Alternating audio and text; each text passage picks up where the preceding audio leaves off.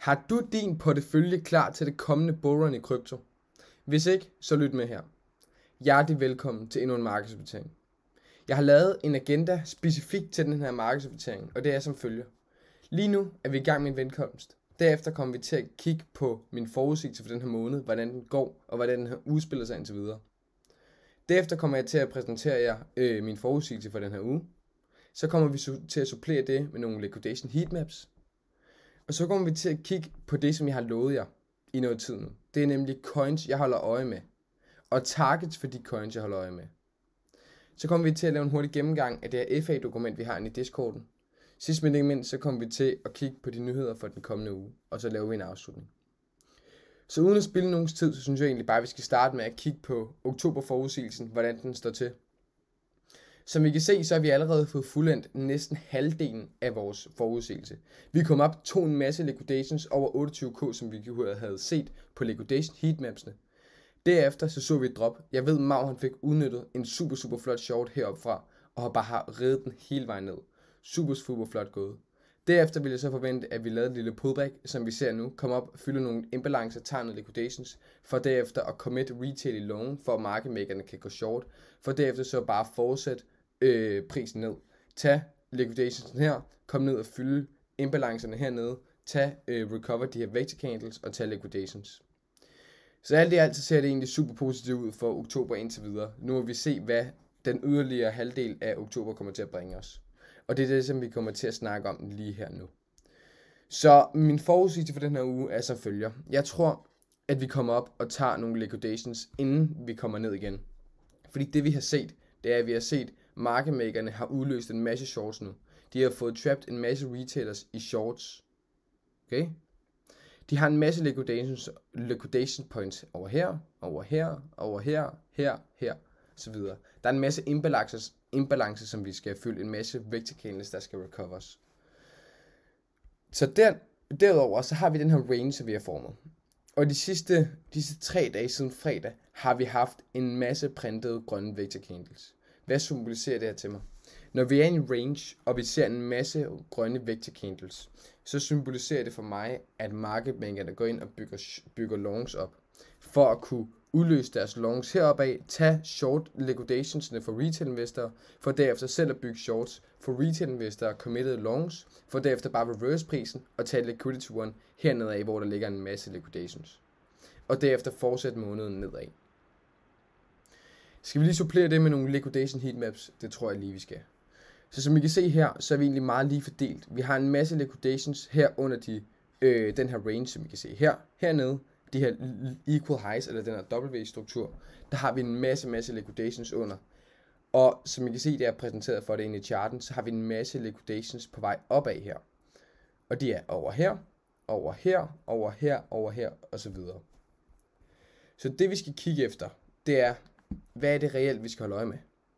Så vi har en masse liquidations her, som I kan se. En masse liquidations her frem for hernede. Så det jeg tror, grunden til at jeg tror, at vi kommer op, før vi kommer ned, det er som følger.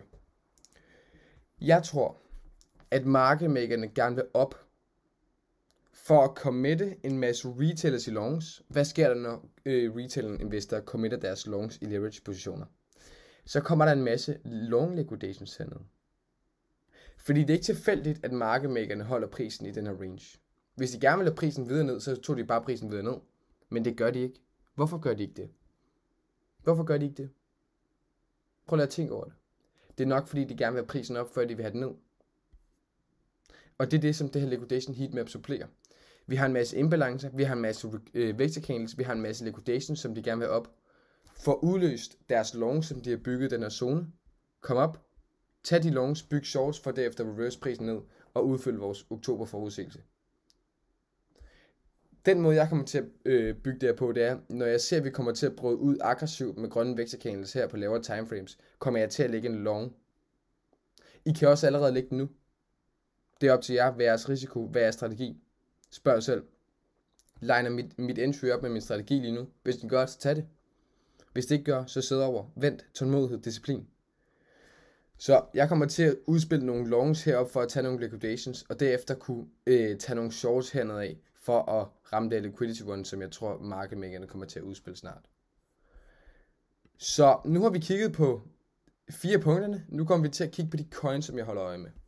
Jeg holder nemlig øje med lidt forskelligt. Jeg holder øje med Matic blandt andet. Jeg holder øje med Bitcoin, Classic. Jeg holder også øje med Ethereum. Jeg holder øje med Altura, super fedt projekt. Solana, Arbitrum, Gala og nogle andre coins. Jeg har sat nogle targets på nogle af de her coins. Nogle af dem kører bare dollar cost averaging på nogle bestemte omstændigheder. Men blandt andet Polygon har jeg sat et target på. Nemlig 0,4. Her kommer jeg til at købe op. Hvorfor? Vi har en masse liquidation zoner her. Jeg kunne også sagtens sætte mit target hernede. Men jeg er tilfreds med at have et target, hvor jeg køber ind på 0,4 på Matic. Super tilfreds. Det er her, hvor vi var nede i de tidligere lows. Vi kommer ned i recover venture candles'ene under de her runde tal, hvor marketmakerne positioner. Og herover har vi også et sted, hvor vi har set et kæmpe run-up før. Det samme har vi her. Så jeg tænker, det kunne være et sted, hvor at Matic sagtens skulle bounce op af. Så det her det er min target for Matic.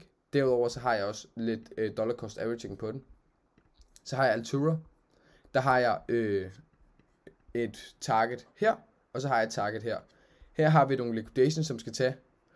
Og hernede har vi en yderligere liquidations og en masse imbalancer, som skal tage på de lavere timeframes. Også en masse liquidations.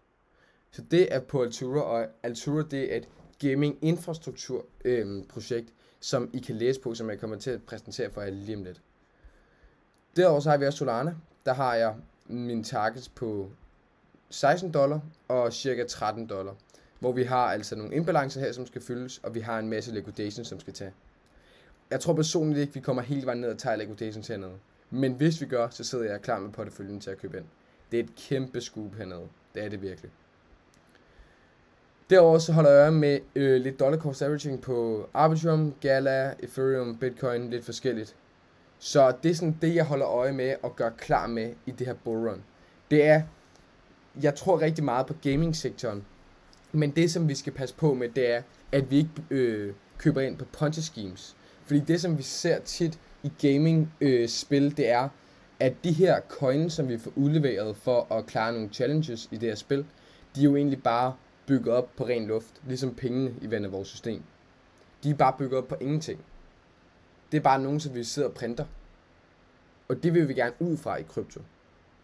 Så hvorfor er det så, at vi skal sidde og lave de her gaming-projekter, hvor at vi ser en masse, som bare uddelegerer en masse tokens, som kommer fra ingenting.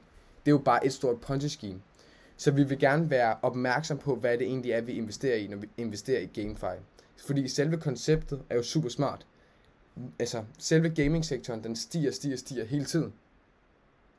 Så hvorfor vil gamere, som sidder og spiller Fortnite, FIFA, whatever det nu skal være, hvorfor vil de ikke tjene penge, imens de sidder og har det sjovt? Det vil enhver person jo.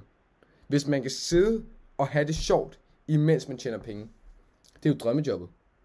Så derfor er jeg så bullish på gaming. Fordi det er sådan en stor sektor. Der er cirka 2 milliarder mennesker, hvis jeg ikke husker helt forkert, som sidder og gamer dagligt. 2 milliarder mennesker. Det kan også være det lige under da. Men det er en stor andel af verdens befolkning.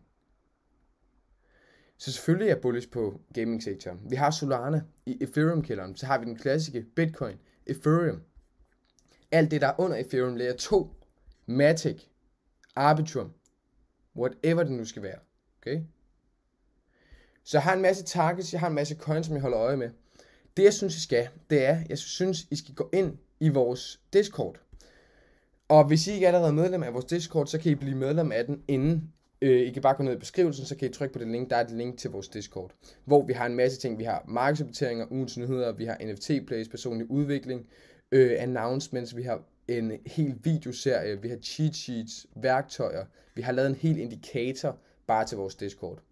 Men det, som jeg gerne vil fokusere på i dag, det er, at vi har et fundamentalanalyse-dokument, som I kan se, hvis I går ind her, under fundamentalanalyse-kategorien, trykker på linket her, så kommer I ind i et doc, hvor vi har en masse af vores dygtige elever, som har lavet fundamentalanalyser, men også Mau, som har lavet en masse fundamentalanalyser.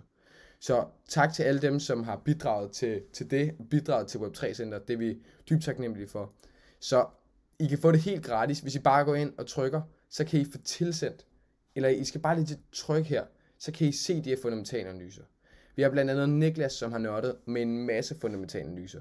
Vi har også Dennis, som har lavet en fundamental analyse på Ape, osv. Og de her fundamentalanalyser, det er ikke bare hvilke som helst fundamentalanalyser. Den her fundamentalanalyse på Ethereum er cirka 10 sider lang, hvis jeg ikke husker helt forkert. De andre, super værdifulde. Så har vi det her gaming-projekt, som jeg talte om tidligere, Altura.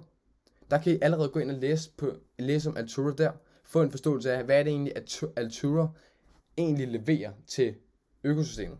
Det kan I se her. Jeg vil egentlig bare lade det her fundamentalanalyse dokument tale for sig selv. Så nyhederne for den her uge, det er, i morgen på mandag, har vi umiddelbart ikke super meget. Vi har lige et Empire State Manufacturing Index, som vi kommer ud. Forvent lidt volatility på de lave timeframes, men ikke særlig meget. Tirsdag, så har vi lidt core retail sales, heller ikke så meget. Hvis I trader CAD, så skal I nok passe på, der kommer lidt volatility, fordi vi kommer inflationstallene ud. Så ved onsdag har vi heller ikke super meget. Egentlig en super fri trading dag, medmindre I selvfølgelig går ind og trader punden. Der kommer til at være en del volatility nu, hvor vi har CPI. Så kommer vi ind i torsdag, der har vi Powell, som taler. Forvent lidt volatilitet alt efter, hvad han kommer til at sige. Kommer heller ikke til at være det helt store. Fredag heller ingenting. Så alt i alt er det egentlig en uge okay med at kunne trade. Der er egentlig ikke super mange nyheder.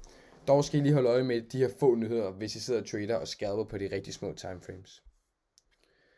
Så det vi har gennemgået nu, det er gennemgang og opdatering på den forud for månedens forudsigelse. Så har jeg præsenteret jer for forudsigelsen for ugen. Så har vi suppleret det med nogle liquidation heatmaps. Så har jeg præsenteret jer de coins, jeg holder øje med blandt andet, og de targets, jeg har sat på dem. Jeg har blandt andet også bare kørt dollar cost averaging på nogle af dem. Så har jeg vist jer vores FA-dokument og vores Discord, og hvis I gerne vil join den, så som sagt, tryk på linket nede i beskrivelsen, så kan I komme ind i vores Discord. Så har jeg præsenteret jer for ugen for de kommende nyheder. Så som sagt, det her det er altså markedsopdateringen, som er inde i måneden, hvor vi fokuserer lidt mere på det tekniske niveau, og hvilke coins jeg holder øje med osv. Og markedsopdatering, som er i starten af måneden, er mere ligesom kigger på et makroøkonomisk synspunkt, hvor vi virkelig dykker ned i aktiemarkedet, og virkelig dykker ned i nyhederne for den her måned, hvordan det kan resultere i bitcoin osv., hvor vi virkelig kigger på koalitionen. Men i den her markedsopdatering, der kigger vi mest på det tekniske niveau, og virkelig dykker ned i det, så vi kan supplere det makroøkonomiske med det tekniske, hvilket er en super fed kombo her. Så jeg har ikke egentlig andet end at sige, end hvis I har nogle spørgsmål, så hop ind i Discorden, stil os nogle spørgsmål. Hvis I har noget feedback, så skriv det til os. Ellers så ses vi igen om 2 uger til endnu en markedsopdatering. Ellers så vil jeg sige, nyd jeres ferie, nyd jeres familie, nyd jeres venner, og så ses vi. Hej!